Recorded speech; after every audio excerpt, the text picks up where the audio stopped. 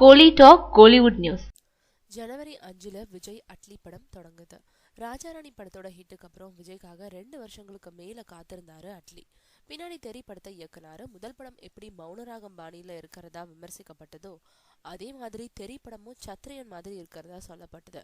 இருந்தாலும் இந்த விமர்சனங்கள் எதுவும் படத்தோட வெற்றியை பாதிக்கல. ஆக 2 படங்களையுமே ஹிட்டா கொடுத்து வெற்றி பட இயக்குனர் ஆயிட்ட அட்லி அடுத்தபடியாவும் மெகா படம் தான் இயக்கணுன்றதுக்காக பைரவா படம் முடிகிற வரைக்கும் விஜய்க்காக காத்திருந்து விஜயோட அடுத்த படத்தை தேனாண்டால் பிலிம்ஸ்க்காக இயக்கும் வேலைகள்ல இப்போ இறங்கிட்டாரு. மேலும் இப்போ விஜயும் பைரவா படத்துல அவர் சம்பந்தப்பட்ட காட்சிகள்ல நடிச்சு கொடுத்துட்டதுனால அட்லி இயக்கும் படத்துக்காக தன்னை தயார்படுத்திக்கிட்டு இருக்காரு. இந்த நிலையில அந்த படத்துல நடிக்க நயன்தாரா கிட்ட பேசியிருக்கோம் அட்லி.